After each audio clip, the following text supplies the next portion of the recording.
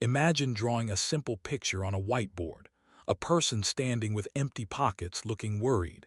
Then next to that person, another drawing appears, the same person smiling, holding a small envelope marked $1,000.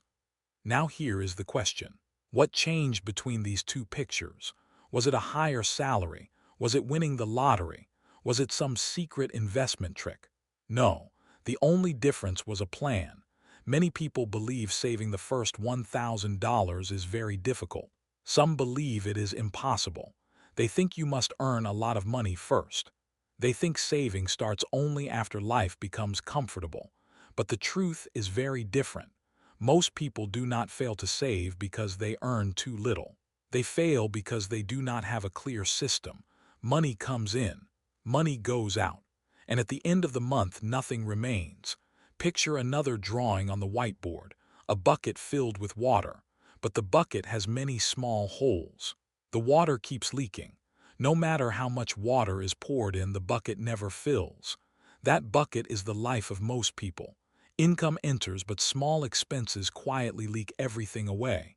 Coffee here, delivery there, subscriptions forgotten, impulse purchases that feel small but add up.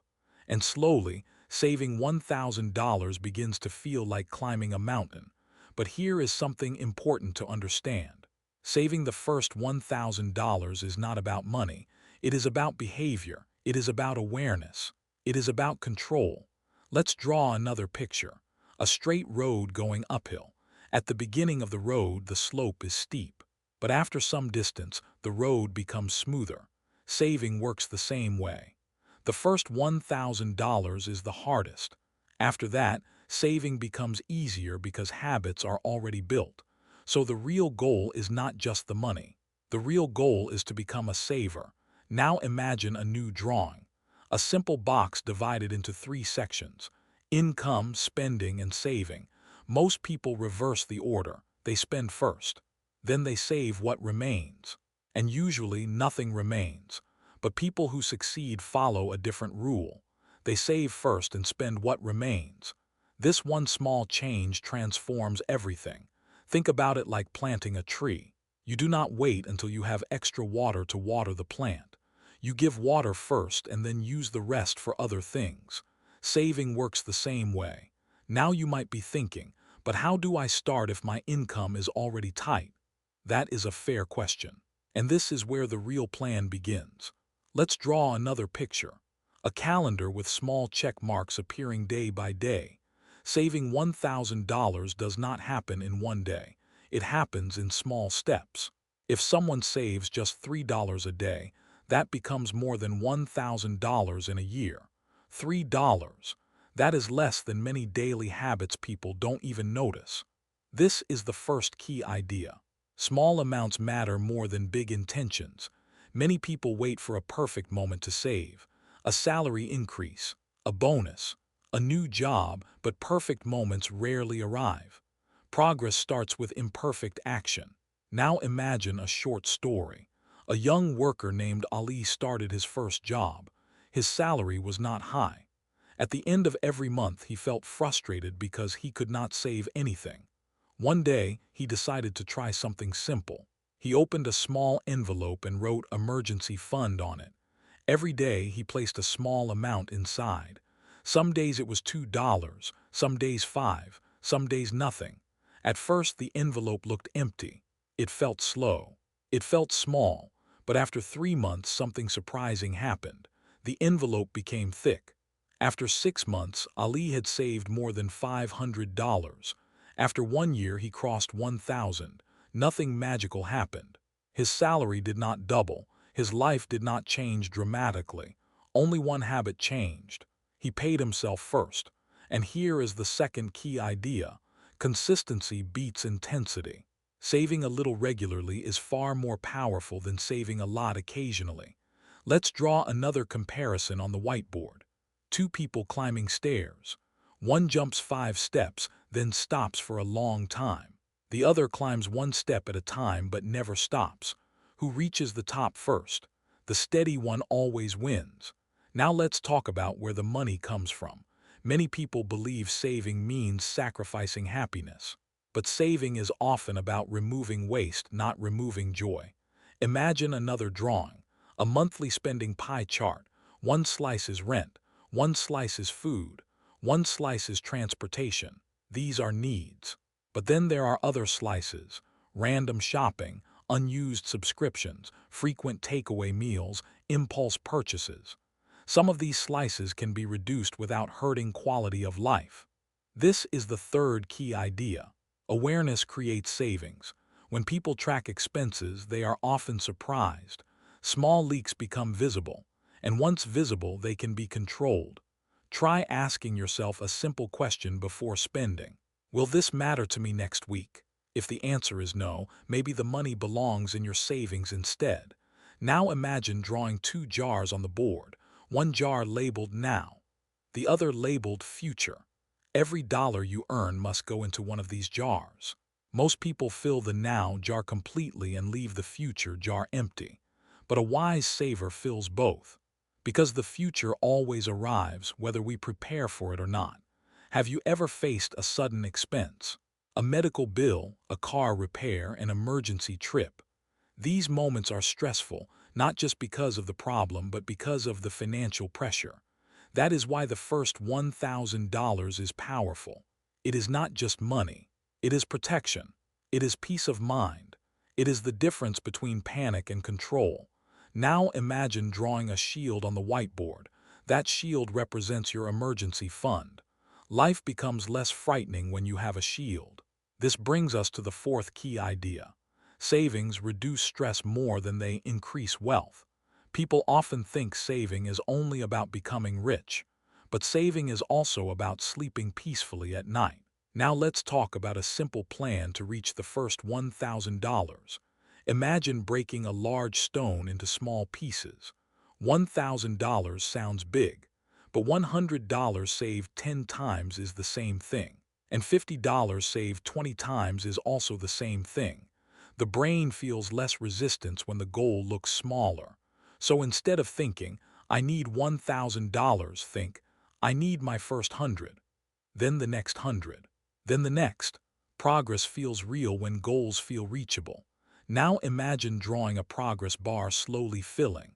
Every time you save, the bar grows. Watching progress is motivating. That is why tracking savings is powerful. Some people use a notebook, some use an app, some use a simple jar. The method does not matter. Awareness matters. Here is another practical idea. Increase savings gradually. Do not try to save too much at once. That often fails. Instead, increase slowly. If you start saving 5% of income, try 7% next month. Then 10. Small increases feel easy but create big results over time. Now imagine drawing a snowball rolling down a hill. At first it is small, but as it rolls, it grows bigger and bigger. Savings work the same way. The first dollars are slow, but momentum builds. Let's return to something important. Why do many people fail to save even when they understand all this? Because emotions control money more than logic does. Impulse, stress, boredom, social pressure. These influence spending every day. That is why creating systems is more powerful than relying on willpower. For example, automatic transfers to savings accounts remove temptation. When money moves automatically, decisions become easier. Now imagine drawing a gate that opens automatically every month, allowing money to move into savings before spending begins. That gate protects your future. Here is another simple rule. Avoid comparing your lifestyle to others. Comparison is one of the biggest enemies of saving. Someone buys a new phone, someone travels, someone eats at expensive restaurants. Social media shows only highlights, not reality, but financial peace does not come from impressing others. It comes from controlling your own life. Ask yourself this question: would you rather look rich today or be secure tomorrow? That one question can change decisions instantly. Now imagine drawing two paths again. One path labeled appearance, the other labeled security. Both look attractive at first, but only one leads to peace. As you move toward your first $1,000, something interesting happens. Confidence grows. Saving changes how you see yourself. You no longer feel helpless with money. You feel capable. That confidence often leads to better financial decisions, better planning, and sometimes even better income opportunities. Saving is not only a financial habit, it is a psychological shift. Let's talk about another practical technique. Delay purchases. When you want to buy something that is not essential, wait 48 hours. Often, the desire disappears. Impulse fades with time. This simple rule saves more money than most people expect. Now imagine drawing a clock next to a shopping cart. Time protects your wallet. Here is something else to remember. Perfection is not required. Some months you may save less.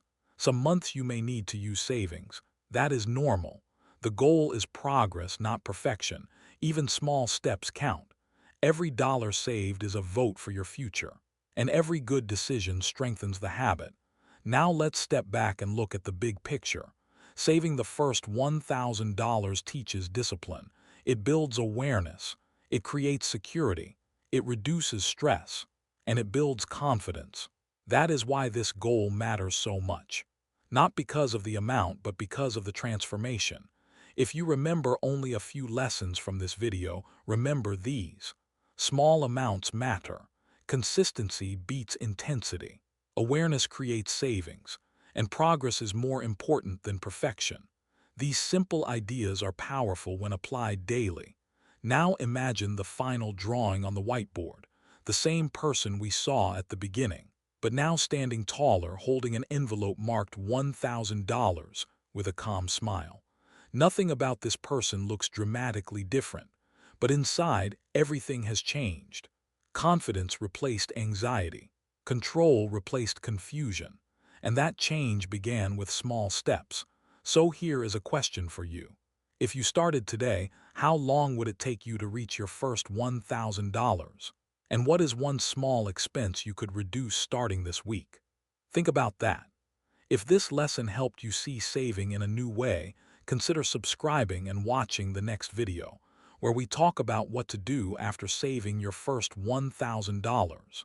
Because saving is only the first step in building financial freedom. And remember this, you do not need to be rich to start saving, but you need to start saving to become financially strong. This video is for educational purposes only. Financial situations are different for everyone. Saving and investing involve risks, and results are never guaranteed. Always make decisions carefully based on your own circumstances.